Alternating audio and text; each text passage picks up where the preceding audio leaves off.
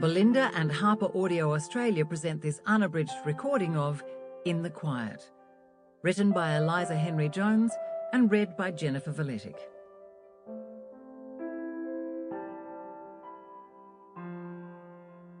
Dedication.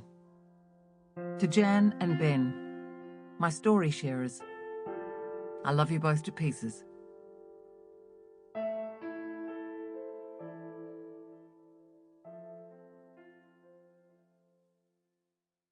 I don't know how I died. That's strange, isn't it? To be dead and know that, but to not know how it happened. To not know my last memory. It's not something that I ever considered when I was alive. I can see and I can hear. And when I remember back to other times and other places, I see and hear them as though I'm reliving them. But when I remember, I miss things that are happening now. I miss chunks of time. I try not to remember. I try not to think. I watch and I listen and I hope to not miss any more time. Because time is all I have now. And how quickly it disappears.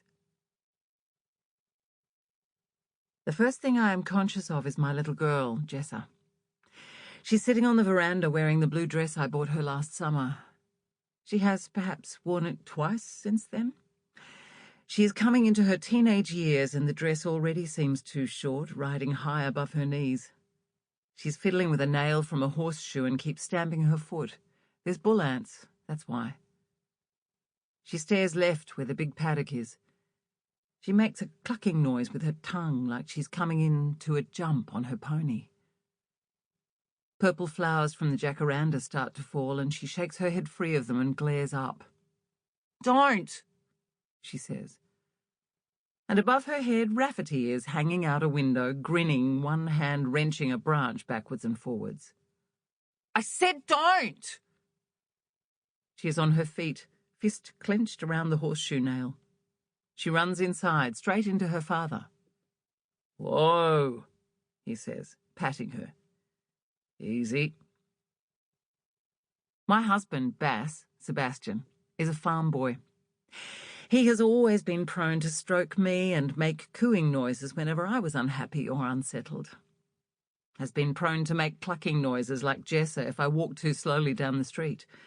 When he is impatient or bored, he will blow his breath out in a raspberry that sounds like a relaxed Clydesdale. Sometimes I sense he wants to give me a good kick, like he would when riding a stubborn horse. I miss his hands, the warmth of them. If I could still feel, I'm sure the yearning for them would be enough to make me ache. My boys are sitting in their room. It is dark now, but it must be warm outside because they have the window open. Rafferty is sitting on the sill near the top of the jacaranda tree. He is smoking. His boxers have a hole in the side and the t-shirt he's wearing is stretched out and faded. In the night sky, the stars are out. And there's a haze around the moon. "Put it out," Cameron says. He is in bed with the blankets pulled up nearly to his neck. Rafferty turns to glance at him and takes another long drag.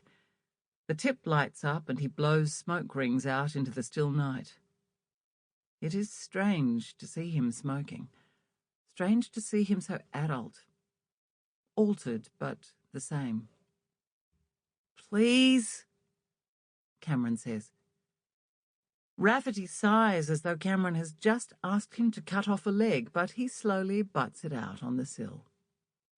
He slaps at a mosquito and sighs. "Thanks." Rafferty grunts and lies on his bed.